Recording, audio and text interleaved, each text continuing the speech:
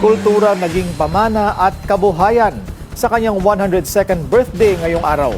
Patuloy na pinagyayaman ng Master Weaver na si Lola Magdalena Gamayo ang tradisyon ng Abel Iloco.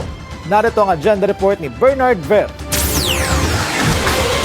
Kilala si Lola Magdalena bilang manlilikha ng bayan dahil sa kanyang husay sa Abel Iloco weaving, isang industriya na hindi lang kultura kundi kabuhayan din ng libo-libong pamilya sa rehiyon. Sa kabilang ng kanyang edad, patuloy siyang nagtuturo sa mga kabataan. Ang kanyang gawa ay kinilala na rin sa mga fashion show at export market na tumutulong sa ekonomiya ng Ilocos. Agyaman natin kadayo amin kanti aya yung mangipat-patag kanya agyaman ako na tayo tatin dyan kasob sa balitang kada kayo nga naaya ta tumultulong ngay ayat kanya nya po Diyos si pangikarkaragaraang nga mangisubad to kanda giti ado nga ay aya yo.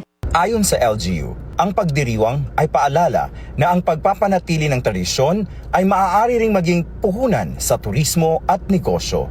Bawat habi ang kanyang may istorya. Istorya na yan, Ilocano. Kaya maraming salamat.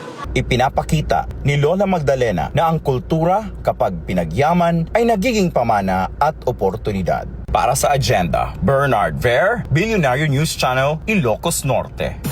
Manatiling nakatutok sa Billionaire News Channel, sumubaybay sa aming social media accounts at mag-subscribe sa aming YouTube channel para sa mga eksklusibong balita at storya.